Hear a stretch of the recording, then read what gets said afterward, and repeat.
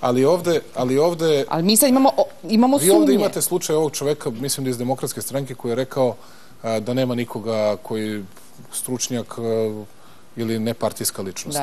Pa vi imate druge primere gde imate tobože nepartijske ličnosti koji su sve samo ne nepartijske ličnosti i koji su se pokazali gorim od svih partijskih stručnjaka. Slučaj u gradu Beogradu.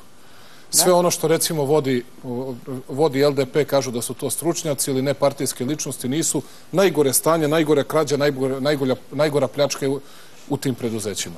To prosto nema veze sa tim. Da li pripada partiji ili ne, pitanje je čoveka. Pitanje je čoveka, pitanje je sistema. Naše je da izgradimo drugačiji sistem. Ja ću vam navesti još jedan primer, izvinite, u jednoj rečenici. Pogledajte kako lepo izgleda ovaj akvapark. Vidite. A šta je sad to? Pa to je zemunski naprednjak. Pa vi ste ušli u kampanju, kako ja vidim. To je trebalo da bude izgrađeno ovog leta u Zemunu. Da ne bude da samo u Jagodini imamo akvapark, da su svi ostali u Srbiji glupi i da nismo u stanju da napravimo akvapark.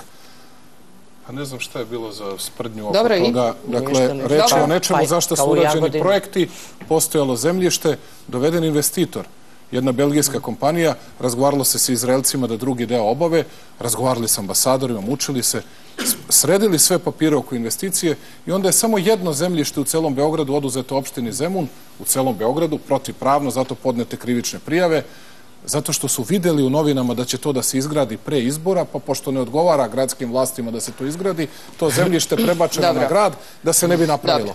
Izvinite, molim vas, to je problem, a ne to što će svako od nas da krivicu svali na nekog od političkih protivnika, na mene, Nadu, na Suzanu, na bilo koga. Pa sad vi sad svi govorite ovde kao da ste vi izvan tog sistema.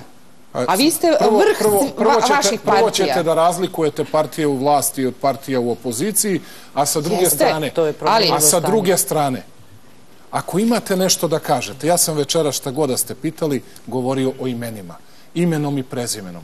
I da ste me pitali, jel sam rekao da je Nada Kolundžija ukrala to i to? Nisam. Ali sam rekao mnogo opasnija i mnogo veća imena. Izvinite zbog toga što smo rekli konkretno i što nismo okolišali i pričali priče. Ne znam šta drugo tražite i šta očekujete. Ja mislim da je to najpoštenije na svetu što neko može da kaže i što može da uradi. Ja to ne zameram. Ali evo, na pitanje...